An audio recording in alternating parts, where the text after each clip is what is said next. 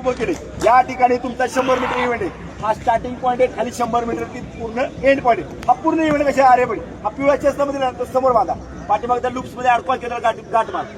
हा इव्हेंट कशावरती हा आरेपाडी होते। या फ्रेमची फ्रेम या फ्रेम पशी तुम्ही गेला की आरेपाडीची कानं ऍक्टिव्ह, एकदा तुम्ही त्या ठिकाणी गेला की आरेपाडीची बी ऍक्टिव्ह झाली, ते कंटिन्यू कानं काउंटिंग सुरू झालं, तुमचं टायमिंग सुरू झालं। मला असं वाटलं, मला कसं वाटलं, तो उठला तो पुढे गेला, मी हे झालं ते झालं, जे जसं काउंटिंग होईल तसं त्याप्रमाणे त्याचं टायमिंग निघणार। इथपर्यंत क्लिअर पुढे गेला पडला तरी तुमचं काय करायचं काम काय उठायचं, समोर टार्गेट 100 मीटर कंप्लीट केलं, पाठीमाग कुणी उठून यायचं तर डबल चान्स रिटेक रिचार्ज मिळणार नाही। पण क्लिअर आहे।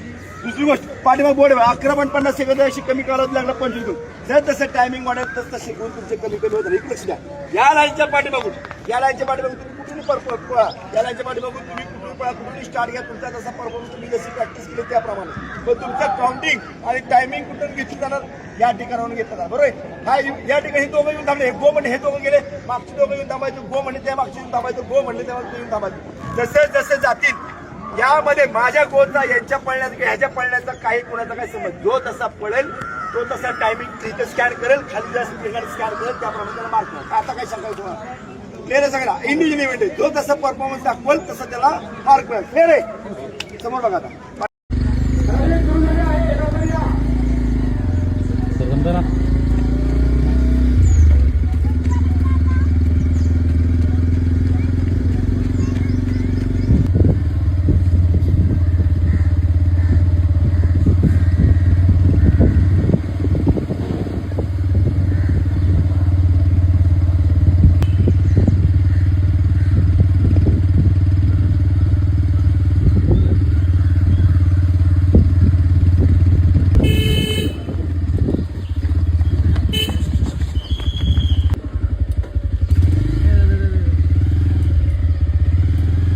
उमेदवारांनी 5 किलोमीटर रनिंग सुरू झालेली आहे। डाव्या साईडने यायचं आहे, हा सेंटर पॉइंट आहे।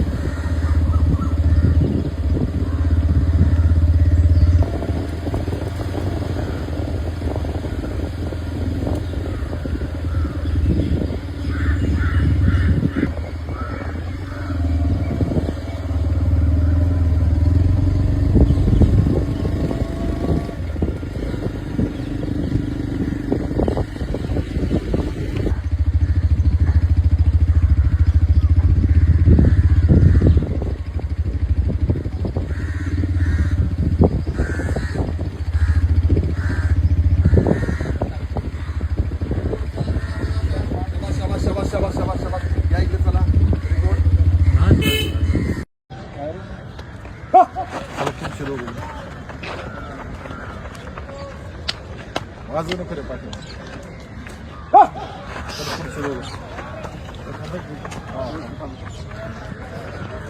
पुढे नको रे जाऊ।